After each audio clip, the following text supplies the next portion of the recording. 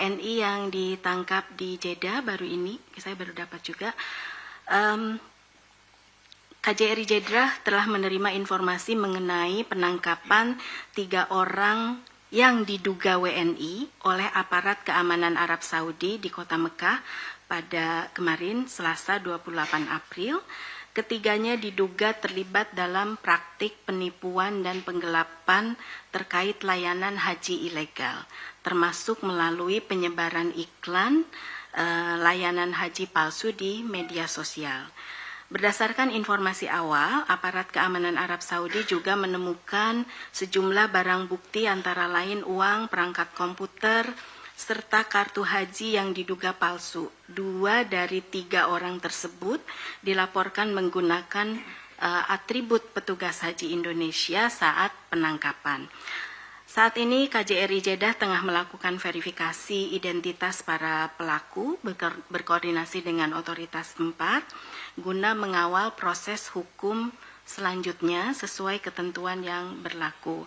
Dan tentunya KJRI Jeddah juga kembali menghimbau kepada para WNI di Arab Saudi untuk mematuhi secara penuh ketentuan pemerintah Arab Saudi terkait pelaksanaan ibadah haji, termasuk prinsip la haj bila tasreh atau tidak ada haji tanpa izin resmi. Pemerintah Arab Saudi saat ini tengah meningkatkan penegakan hukum terhadap berbagai bentuk pelanggaran haji ilegal, termasuk upaya memasukkan jemaah tanpa tasreh ke kota Mekah. Nah, tentunya pada kesempatan ini kami juga menghimbau para WNI agar tidak mudah percaya terhadap tawaran layanan haji tidak resmi, khususnya yang disebarkan melalui media sosial, serta memastikan seluruh proses ibadah haji dilakukan melalui jalur resmi sesuai ketentuan yang berlaku.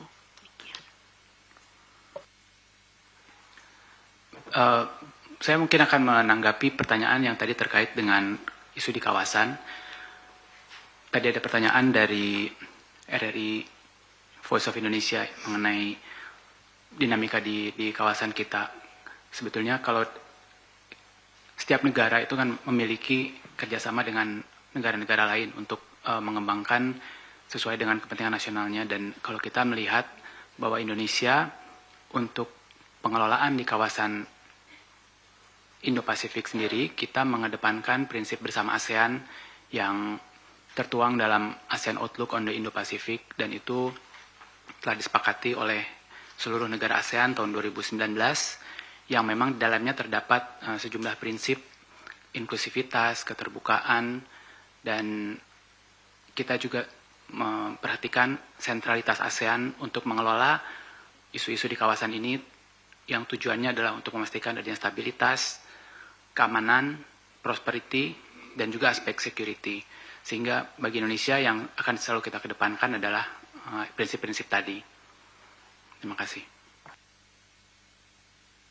Mungkin satu pertanyaan yang posisi kita yang keluar dari OPEC ya. Pemerintah Indonesia memandang perkembangan ini sebagai bagian dari dinamika tata kelola energi global yang terus berkembang, dan kita berharap perkembangan ini tetap mendukung stabilitas pasar dan keamanan pasokan energi global, dan pemerintah Indonesia tentunya akan terus mencermati perkembangan situasi ini secara menyeluruh serta implikasinya terhadap perekonomian dan ketahanan energi nasional. Dan dapat kami sampaikan kebijakan PEA tersebut tidak mempengaruhi hubungan bilateral yang selama ini terjalin maupun kerjasama strategis yang telah terbina antara Indonesia dan PEA. Demikian, terima kasih. Oh, pertanyaan Pak Stanley Reuters. Jujur saya belum dapat details, and you will get the details at 2 p.m. today. Thank you. Saya baru dapat update terkait data ABK tadi yang ditanyakan. Kalau yang tercatat di kami itu ada 321 ABK, 81 merupakan awak kapal nelayan, 188 awak kapal niaga, dan 44 awak kapal perikanan.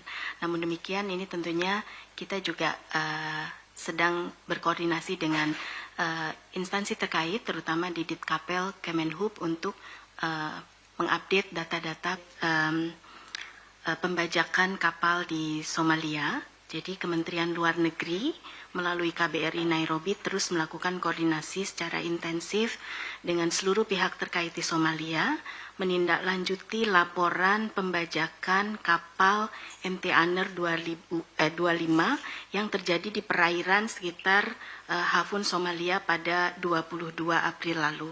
Nah, berdasarkan informasi yang diperoleh sampai saat ini, pada kapal tersebut diawaki oleh 4 ABK WNI, 10 ABK Pakistan, dan 1 ABK India dan Myanmar.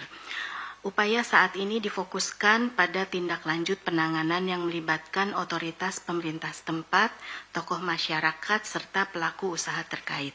Berdasarkan informasi terakhir yang diperoleh oleh KBRI Nairobi dari otoritas di Somalia, sejauh ini para ABK WNI yang berada pada kapal tersebut dalam kondisi baik. Upaya penanganan masih terus berlangsung melalui koordinasi otoritas pemerintah setempat, tokoh masyarakat, serta pelaku usaha terkait dengan tetap mengedepankan keselamatan para ABK WNI. Nah, tentunya terkait hal ini kami mohon kepada rekan-rekan media untuk dapat mengelola pemberitaan ini secara bijak karena memang prosesnya masih berlangsung agar tidak mempengaruhi penanganan yang sedang dilakukan. Tadi terkait Bu Cindy, apa saja sih yang dilakukan untuk pelindungan para ABK ini supaya kejadian ini tidak terjadi, gitu ya. Tentunya kita memperkuat koordinasi dengan pihak-pihak terkait di dalam negeri, terutama penguatan data para ABK WNI yang bekerja di luar negeri, karena pendataan ini menjadi sangat penting ketika terjadi sesuatu terhadap para ABK WNI tersebut. Kemudian juga tentunya terkait pelindungan, kita mengoptimalkan forum-forum kerjasama baik bilateral, regional maupun multilateral. Dan yang paling utama tentunya para ABK WNI ini kita upayakan bekerja melalui prosedur yang resmi untuk menghindari hal-hal yang tidak diinginkan apabila terjadi permasalahan ketika mereka bekerja di luar negeri. Demikian, terima kasih. Terima kasih Bu Dir. Rekan-rekan media, sebelum kita kepada gelombang terakhir, saya ingin hanya menyampaikan bahwa terkait dengan situasi kasus yang disampaikan Bu Dir sebelumnya, kami berharap media dapat menyampaikan pemberitaan ini secara bijak agar proses-proses yang sedang dilakukan tidak terlalu terpengaruh oleh pemberitaan. Kami mohon bantuannya ya teman-teman sekalian. Untuk kesempatan ketiga, kami juga sekali lagi mengundang teman-teman media untuk dapat menyampaikan. Mbak yang di belakang, Mbak silakan. Terakhir, Stanley. Mas Stanley, jangan lupa ya, ini kan ada registrasi, jadi kalau misalnya ini, jangan lupa untuk jawaban pertanyaannya disampaikan juga. Thank you. Oke, selamat siang Bapak Ibu. Perkenalkan saya Mia dari Jawa Pos. Mungkin sedikit melanjutkan tadi pernyataan penjelasan dari Bu Heni gitu Bu. Berapa sih Bu kira-kira memang jumlah ABK yang mungkin sudah tercatat gitu kan di Kemlu? Agak sensitif sih ini, boleh dijawab atau tidak? Adakah permintaan terkait tebusan gitu kan untuk para tadi ABK kita yang ditahan oleh perompak di Somalia. Kemudian yang kedua terkait perlindungan WNI, masih kabarnya hari ini ada penangkapan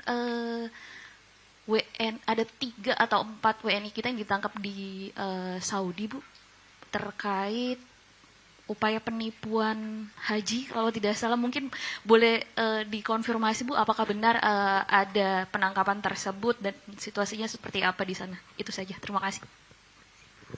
Terima kasih. Silakan. Terima kasih. Perkenalkan, saya Ranov dari RRI Voice of Indonesia. Pertanyaan pertama, AS Filipina dan Jepang itu telah sedang melakukan latihan militer bersama. Hal itu juga mendapatkan penolakan dari Tiongkok. Hal ini mungkin dinilai bisa meningkatkan ketegangan di kawasan Laut Selatan. Untuk itu gimana tanggapan Indonesia? Dan mungkin sebagai member ASEAN dan langkah Indonesia mengantisipasi manuver militer AS di kawasan ASEAN yang mungkin berpotensi mempengaruhi stabilitas dan keamanan, gimana? Pertanyaan kedua, UAE keluar dari OPEC, tanggapan dari pemerintah Indonesia apa? Di tengah kelangkaan energi, langkah apa dari Indonesia? Lalu strategi diplomasi. Ya, 3 aja ya. Oke, terima kasih. Nih, Terima kasih, saya Stanley dari Reuters. Mau nanya, COC nanti dibahas nggak pas ASEAN Summit? Dan Indonesia kontribusinya apa? Itu aja sih, thank you.